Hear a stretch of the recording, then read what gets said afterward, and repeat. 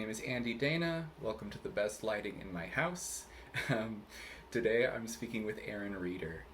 So, Aaron is a man of many talents, performing in both opera, musical theater, and developing works such as Beyond the Lights, discovering Sammy Davis Jr. He's also established himself as a creative consultant, working with performers on recognizing their value as artists while also helping them achieve their goals. And one reason Aaron's story is so valuable is because of how unconventional it is. And that's partly due to the fact that he has a degree in business rather than in music. And while that's led to some obstacles not found on the more traditional path, his education has empowered him to know his true worth as a performer and how to realize the art he wants to see in the world.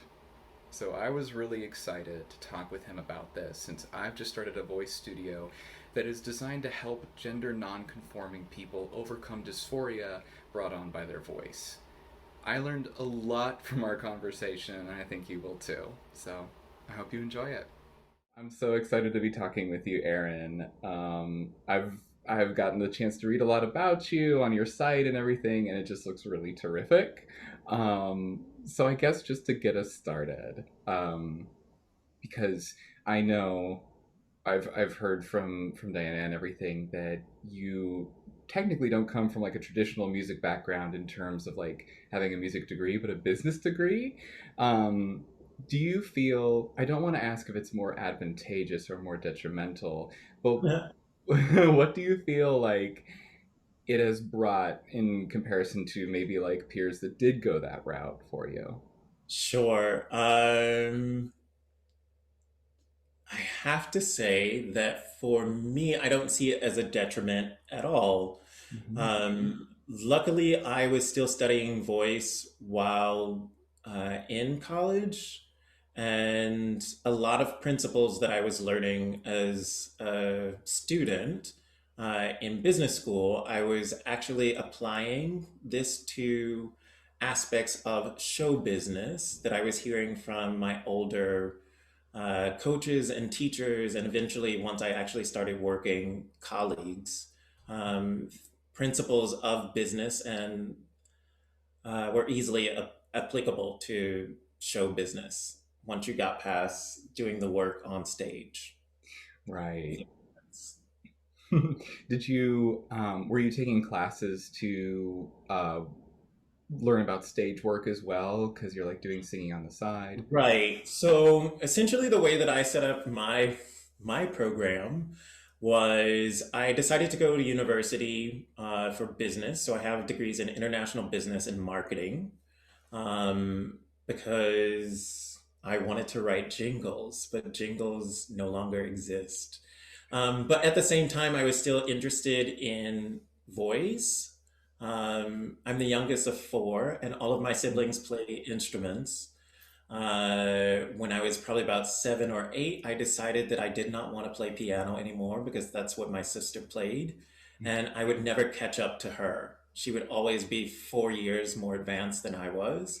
So I decided that I was going to study the voice. It was something that was interesting to me, and it was something that we all did. So we could still sort of share this musical aspect. So I think it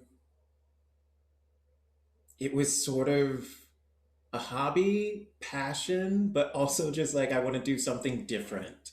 And I think this also goes into eventually why I ended up in school for business instead of going to conservatory. Um, I was hearing all sorts of horror stories from friends that were going to conservatory and not enjoying the life and experience of conservatory life and feeling sort of pigeonholed, and obviously, if I wasn't following behind my sister, I definitely wasn't trying to be regulated into a box for pay. Hmm. And even on top of that, pay that wasn't actually even paying that well.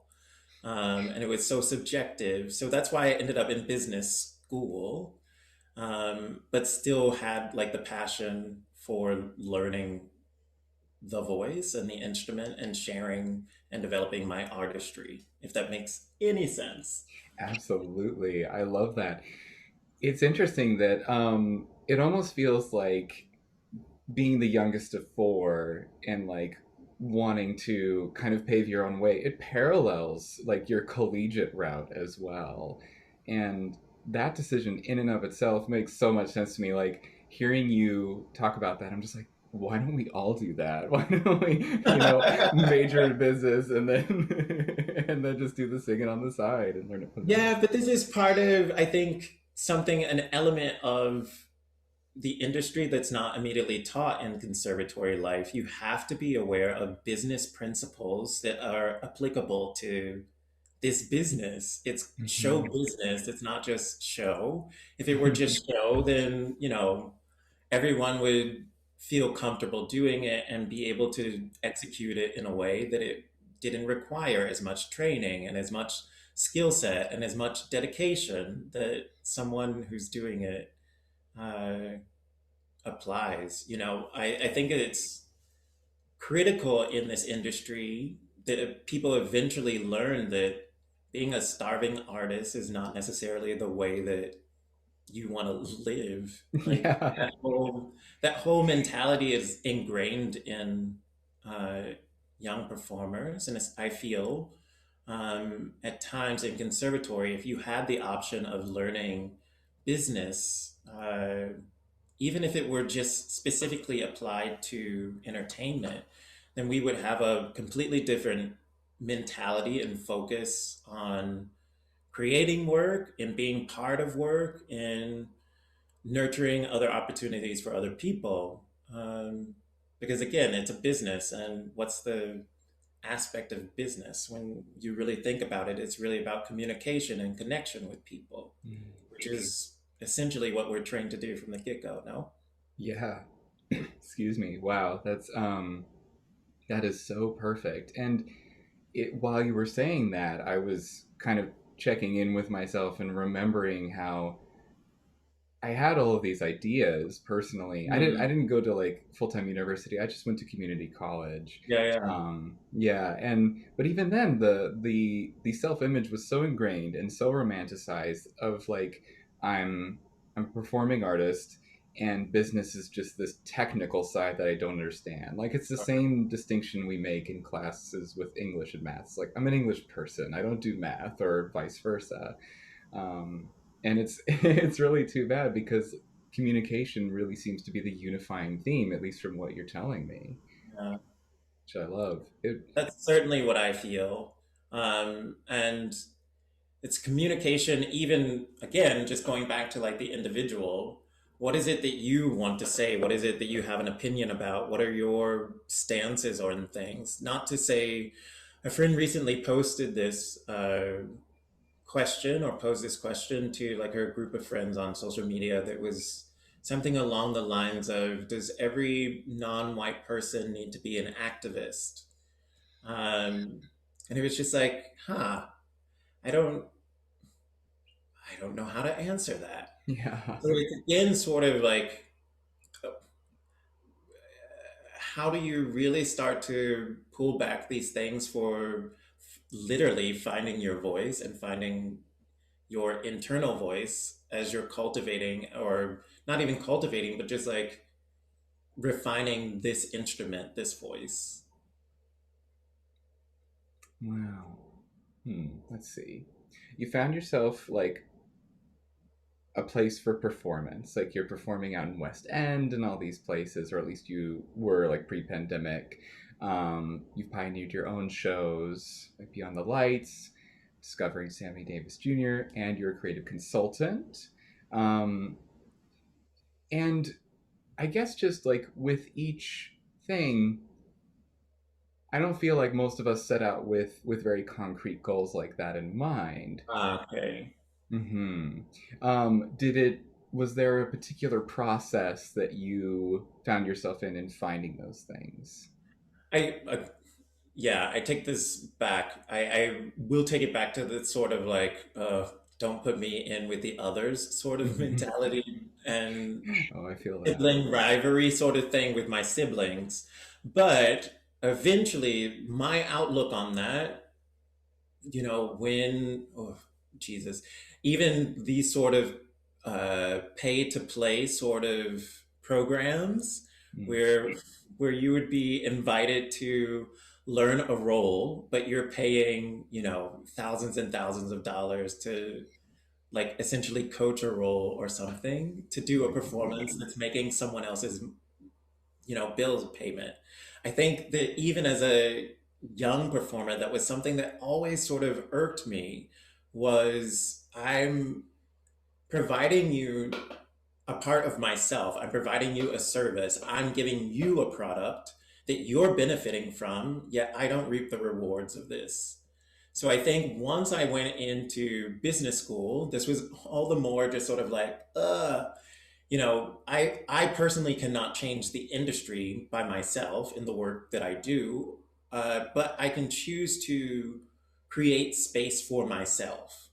Mm. So even if that was, me creating a one person show or collaborating with, I don't know, a bass player, a cello player, a harmonica player on something that I was interested in, I would be creating space for myself.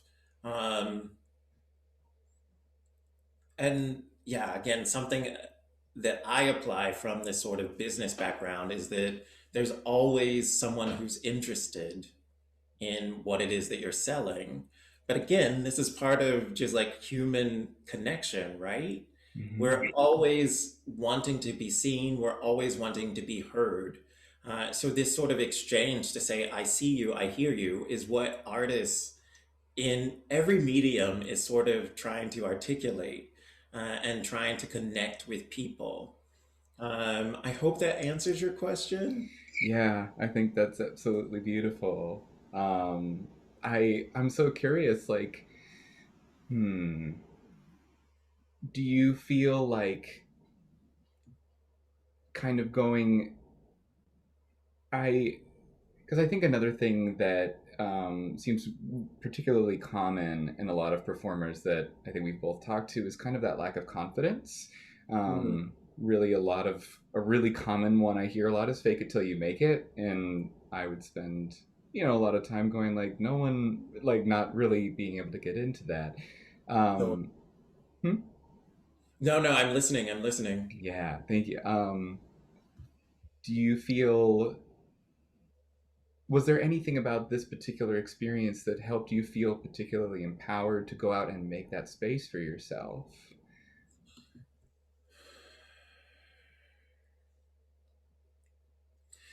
To be honest, for me, I think that I just didn't want to be or feel at times that I was being used. So I think that that's sort of what pushed me into creating spaces for myself. Um,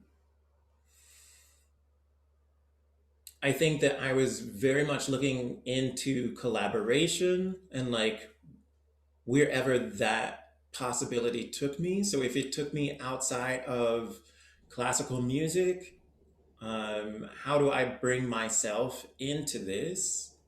What is it that I do well that I could bring to this? I think those are the moments where I sort of started to build my confidence, Mm-hmm. um, to say, what is it that I do well? And then for me, the process of learning other people's method also gave me confidence because it was again something that I personally feel is important is this sort of human connection and exchange. So if I'm stepping outside of this box of classical music, how am I making connections that I'm bringing the information that I have from this box to the people that I'm interacting with? So I think for me, that's what ended up building my confidence. Um, I was creating programs or shows for myself, but it was with the intention or the thought to have an exchange, to give back, to make some sort of connection. So it might have been something that I was interested in, but I would ask myself, why would anyone else be interested in this? And it could just be people are excited to know what you're thinking. Mm-hmm. I love that. Why not? But that's it. I think that sometimes that we're taught, whether at home or in conservatory, just in life, that we shouldn't ask why. And I think it shows up not just in, us being artists and us being singers, but also shows up in our life. I had a coaching, this is off, well, kind of on topic of Mm. just Yeah, how go for it. much we reflect in our work. I had a coaching with a friend. She just needed someone to sing for a submission that she was doing for a teaching position. And we just did some simple vocalies and sung through like the first little bit of an aria. And things that she noted throughout that, hour, hour and a half time together, I was like, oh, that's very interesting that you said that. Later on that day, I went roller skating with two friends. A friend just celebrated a birthday and is now getting into sort of like roller disco and hired this like teacher to teach us for like an hour and a half. And the same things that I was hearing from this coach were the same things that this like disco instructor were saying of like, oh, you're working too hard. You're doing too much. Just relax, be more gentle, these sorts of things. And I just wonder how often that we can relate these sort of instances or things that we recognize in our own work and practice and coachings, how much of these things actually spill over into like our lives. Mm. I think that I'm very competitive with myself because I was competitive with my siblings. Um, I'm very competitive and like being like, I'm going to power through and get all of this music learned sort of thing um, out of that sense of competition. Um yeah, I just wonder how often we take that into consideration. I just rambled. No, it was perfect. I loved it. When did you kind of start out this idea, or when did you start out this plan to be a creative consultant? Wow. So I think the first,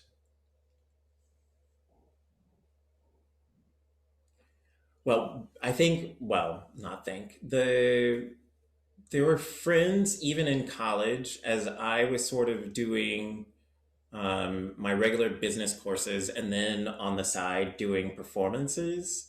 There were things that I was getting in summer programs or summer stock because I was balancing between opera and theater Mm. opportunities.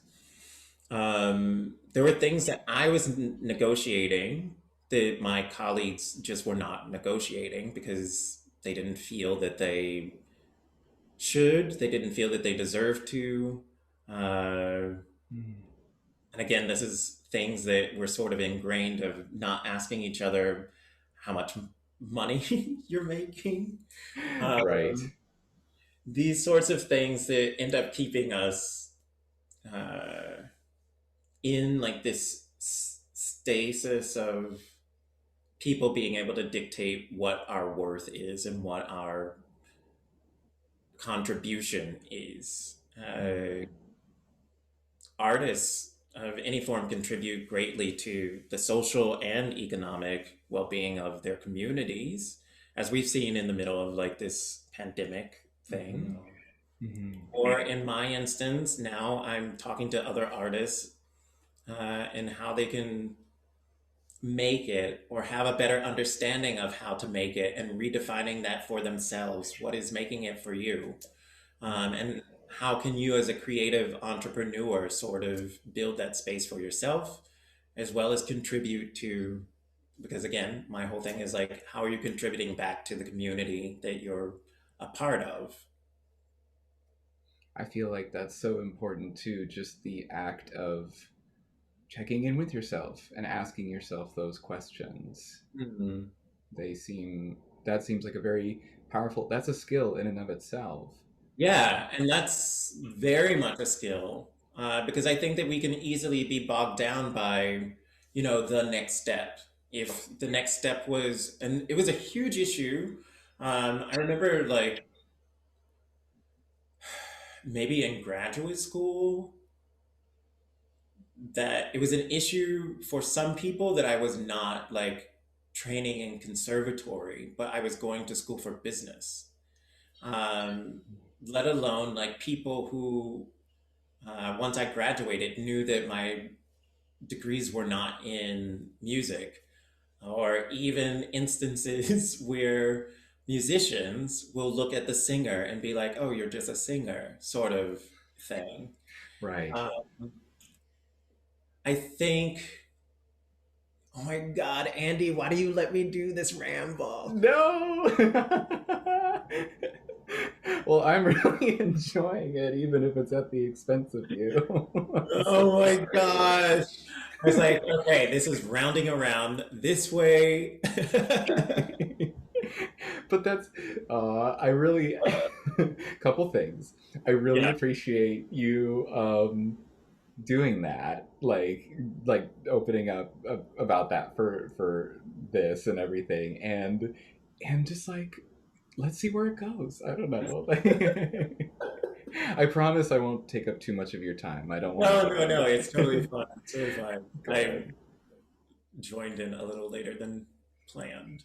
Yeah, and I want to make sure that I'm like respectful because I know it's pretty late out there. So No, no, it's totally fine. okay, yeah, I think I meant to ask that like half an hour ago, but here we are. No, it's totally fine. Okay. Um.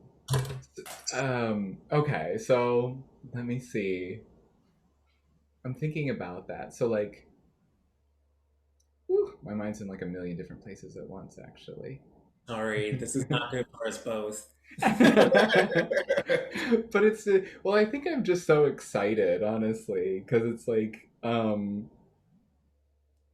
I don't know. It's for one thing, it's really fun to talk with you about this. Like, I feel like I could just go on about it for days. Um, but also, kind of speaking to that, to all those stigmas you were talking about that you found in Hmm. college, and maybe um, did you encounter that kind of like, oh, you have a business degree, like did you find that coming out of college auditioning for shows? Yeah, yeah, yeah. Yeah, Yeah. definitely. Hmm. Um, Definitely had that experience while in school because, the other, like my colleagues were all in conservatory.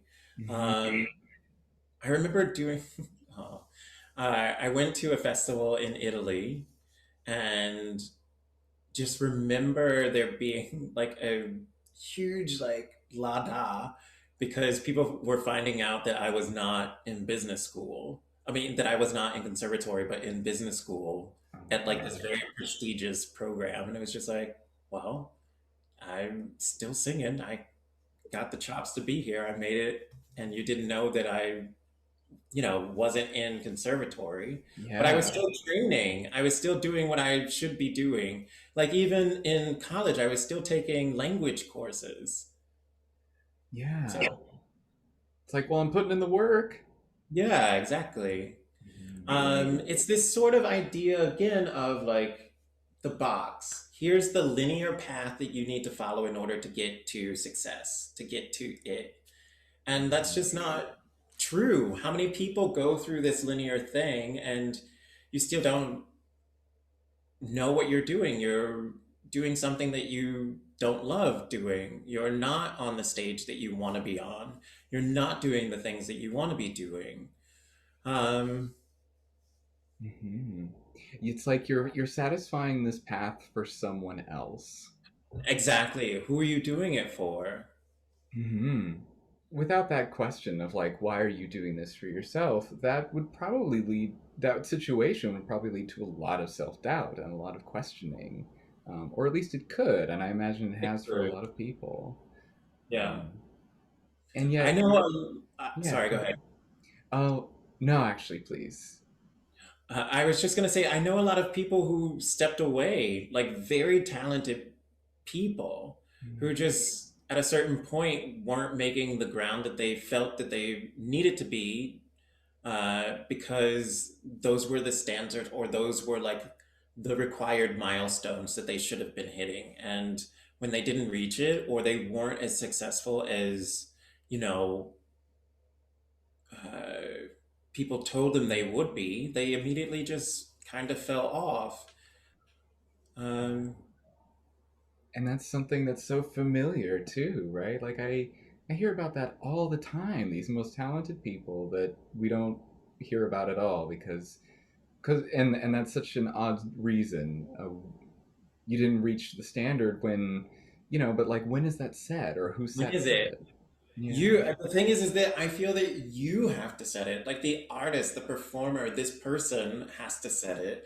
You can't set your dynamics based on what John did or what Pavarotti did. These are completely different times and spaces and persons and perspectives and experiences that we're going through. So how do we set ourselves up for this sort of failure? If it's something that you can say, ah, I see what this person did, and based on what they did, I'll try to feel out what works best for me.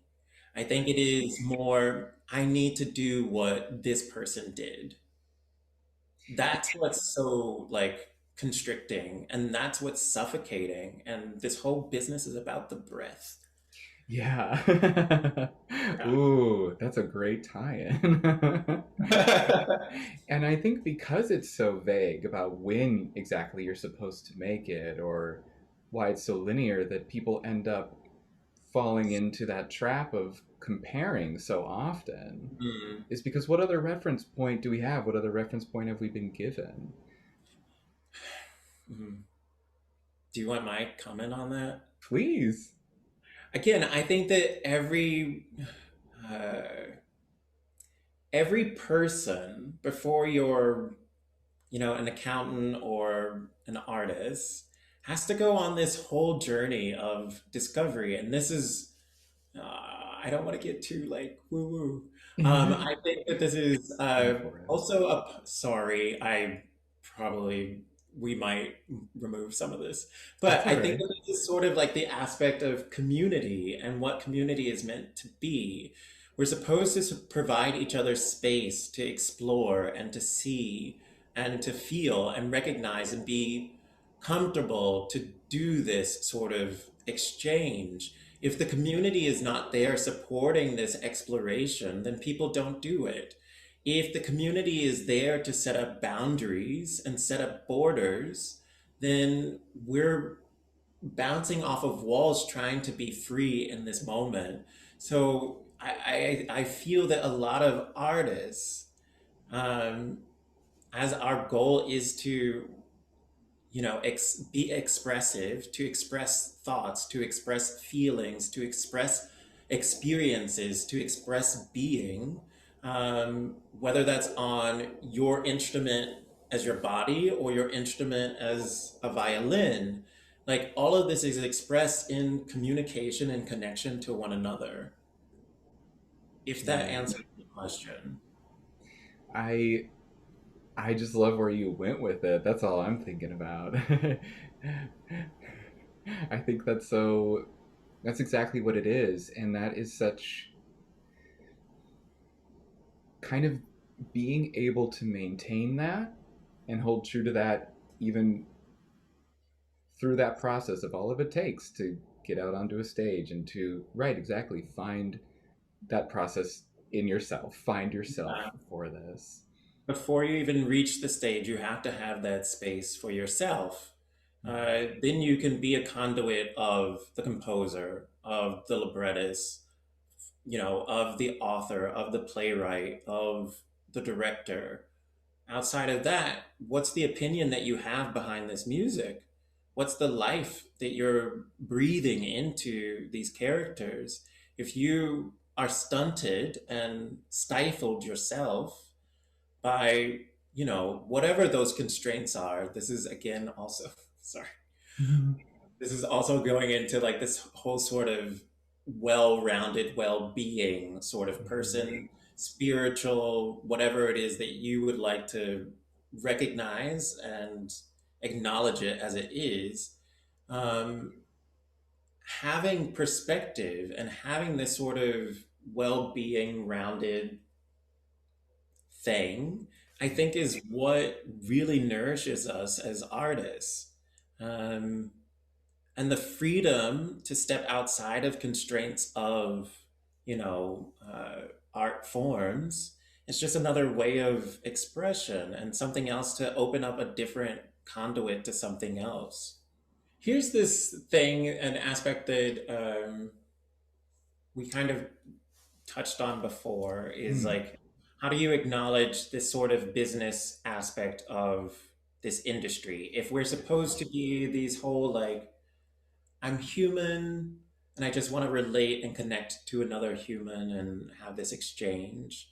Um, it's all a part of building relationship. I know that friends have huge difficulties in sort of addressing who can I utilize in this moment in order to advance my career or advance my perspective, to amplify my voice, to provide me a platform. Who are the people that I've come in contact with over the years that can provide me this moment of amplification sort of thing? I think that this is also an aspect that I sort of learned in business school that is shunned or looked down upon in uh, the performing arts Hmm. world. This sort of thing of networking. Um, yeah, and I think that it varies between theater and opera that people recognize. Oh, you have to network. Um, Hmm. or just like, this person only got this job because they know so and so sort of thing. Right. Even in that statement, you have to network, and then people will give them stigma. It's like, oh, or what's the word? Like they'll be like, oh, well, they just got in because of this. It's like, well, Yeah, that's what yeah, they yeah. told me to do. Yeah.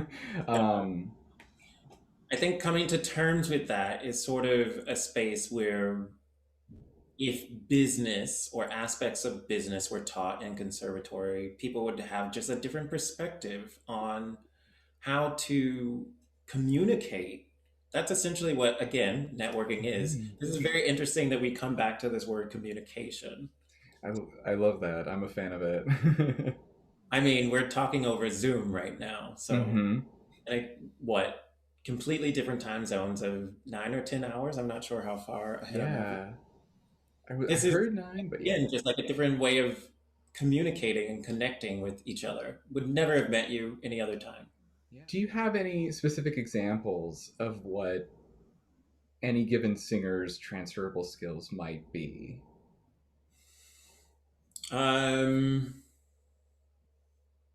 so when I do these sort of consults with like one-on-one with other artists, it's more about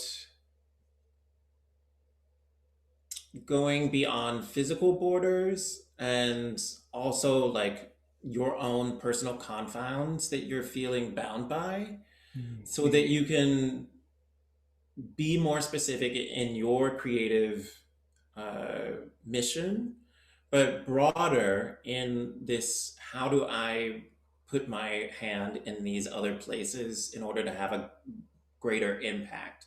Um, how how can I say skills that I learned as like an opera singer or training classically, how these are transferable? I mean, I don't know how often people can have conversation of some sorts in, 3 or 4 different languages. Um, Right. Even to learning and memorizing text and music, these two completely different languages of this visual thing and auditory. Uh, Even public speaking is a part of this in your training that you might not necessarily immediately think, oh, I went and got all of this training in the voice. um, why wouldn't this be transferable to coaching and teaching this sort of projection? The skills that you're learning as an actor and a performer, how do you, analyze text? How do you communicate to other people? These are skills that you learn in studio that easily would be utilized in any space. And again, because your training is so specified, there are people who will bring you into their businesses as an expert. So why not cultivate that space for yourself? Whether it's, you have a proficiency of languages, how do you create this space for yourself that you can be teaching courses online now that we see Hmm. that this is a thing and a way of being? Can you create, teaching materials for yourself that can be utilized? I mean, how often is it that we go into an opera house and we know the role already? So you're just kind of just hanging about. Is there a way for you to make a connection with the education department of the opera house that you're working at? Can you, ahead of time, start talking about what they're doing as far as outreach, educational materials that's going out to children, to schools, to retirement communities and assisted living communities? How are you making connections to be, again, this is going back to me, how are you using this attitude of community to be of service? So when I think of skill sets or training that we've gotten that is easily transferable into like these other spaces, even, again, just like communication is a huge thing. Yeah. You know, opera houses aren't sending board members out to be the face of the public, they're sending the artists. So true. I noticed that there was a lot more community in the opera world than I initially thought there would be Yeah. in college. Okay. Yes. Mm. Yeah. I think of the industry is small, and much smaller than we actually think it is. Think of Mhm. how many kids or how many people have gone to conservatory or gotten degrees in voice that ended up not going that route. This is a very difficult job. Uh, um, just the rigor of the training and getting and this is exclusively of singers, but getting your voice together is a huge thing. And then how do you maintain this and still have a personal life? um, how are you learning and digesting these roles that you still have a personal life? It's How are true. you traveling from opera house to opera house and still have a personal life? Um, all of that is important. Uh, Hmm. and we have to go back to ourselves and have that moment of reflection for ourselves. Right. Thank you for that. There are plenty of people who couldn't see a path for themselves, um, being, the next Renee Fleming, or even, trying to be at the heels of Renee Fleming. Mm. So they just quit and don't sing anymore or don't have that creative space in this way that satisfies them. So the question is, how can you not chase after the heels of someone else, but actually dig in and plant yourself? So Yeah. you have firm footing and grounding that, it's nice to aspire to, those people and have that sort of look and gaze to them as a reflection. But what is that response to you? What does that person say to you? How does that vibrate with you? How do you then articulate it for yourself and identify it for yourself? Mm. Yeah. What does standing in your own space look like? Yeah. And it's difficult because we live in a world where we're honestly meant to, to a certain degree conform. Yeah. Uh, And the people who don't necessarily fit into it are the ones who are stigmatized, the ones who are ostracized, the ones who are put out. And that runs on many gamuts of life and experiences that we all go through. Yeah. But one thing I'm excited to ask you about is a phrase that I've heard from you, which is cultivating your creative capital. Did I get that right? Yeah. Okay. I'm like saying it all before you. I don't know if that's cool. But could you tell me about that or where that comes from? So again, this sort of came out of recognizing eventually that so many people and friends were coming to me asking, how are you staying employed all year round and doing things that you're passionate about? Because clearly this is, a passion project of yours, or we've heard you talk about X, Y, and Z, and now you're doing it. How are you making these sort of connections? And I think for me, the idea of being a starving artist was never, uh, it just was never a thing for me, being a starving artist. Hmm. We're too valuable for us to be starving. Yeah. That. We have way too much to contribute in various different forms for us to be without at any point in time. And we have to recognize that we have a skill set, we have things that other people desire and that other people need. Uh, we're providing a service. I think that another part of this goes to, this sort of concept of the survival job. I'm a singer, so I'm also a waitress. Waitressing is my survival job, or my in between during gigs sort of space is horrible. I hate it sort of attitude as well. I It's think that exhausting. it really is. It can be so tiring. People find joy, and where do you find that joy? How do you define that for yourself? And how can it be applicable in your everyday life, in your professional life, in your singing, in your creative work and process? I think coming back always to this sort of core thing and this core belief after you've gone through your own search of whatever that is, just having that sort of grain and nugget for yourself. um, but we were talking about shifting into creative capital Mm-hmm. in this attitude of, mm,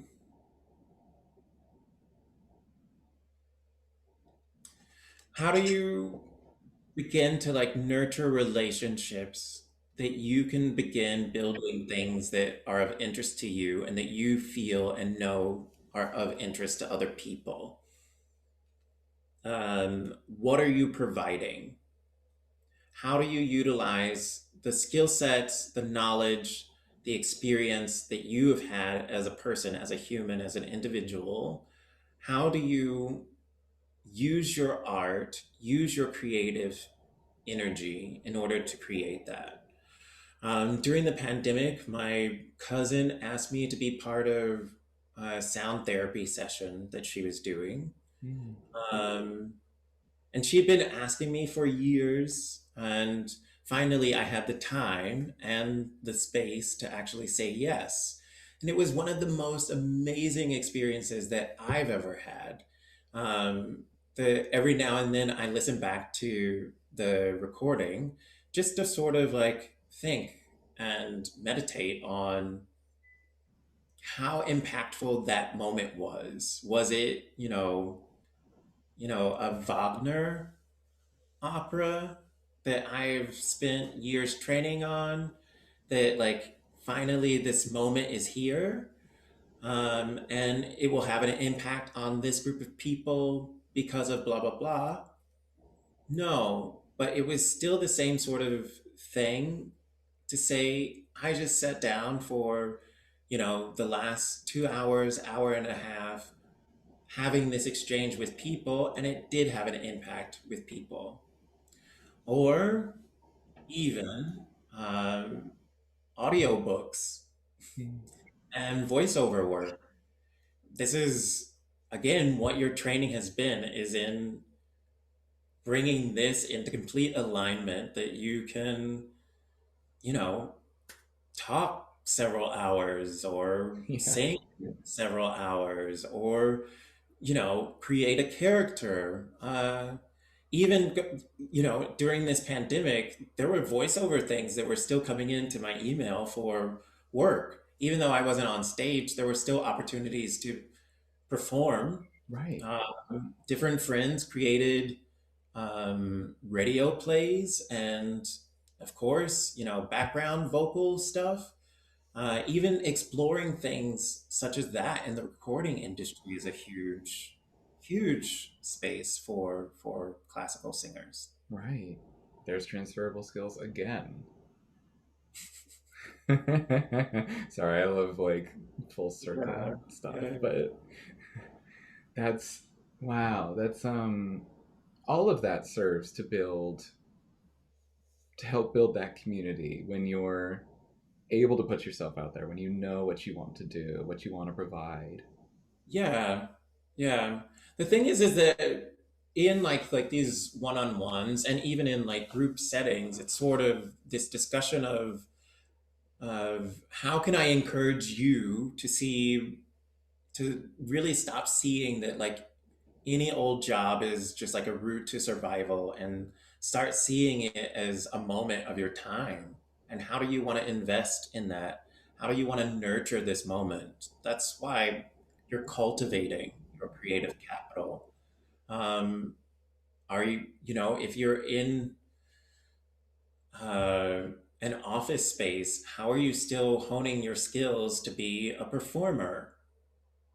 Mm-hmm. Sure, you're not sitting at your desk memorizing a score, but what about human interaction that's happening right now? Can you make applicable to others other spaces of your creative space? Those are sort of questions that like I start to ask in these sort of one-on-one things. I love that because for a couple things, like it's really special to recognize that there can be a value, even though it's not a literal working towards that end goal. It's not studying a score, but there are Right? transferable skills. And something else that I really appreciate that I feel kind of compelled to point out is that what you're saying doesn't feel to me like it's coming from like an absolute productivity all the time. Like if I'm not No doing way. something exactly, right? Yeah, and Uh, which I think is so easy to fall into, but this feels so much more. I guess I'm just showing appreciation for it, but it feels like we're given a moment to really see the value of our time, not so that we can exploit it, but that we can be responsible for it. Yeah, yes. How are you being a steward of who you are and the gifts that you have? How are you being a good steward of the time and energy that you've put into mastering this craft? Have you put in the work to master the craft? Then you should know how much you've invested and you should hold that value to yourself. Yeah. At some point, the industry standard will begin to change because people will start demanding what it is that they're worth. I can't wait for that.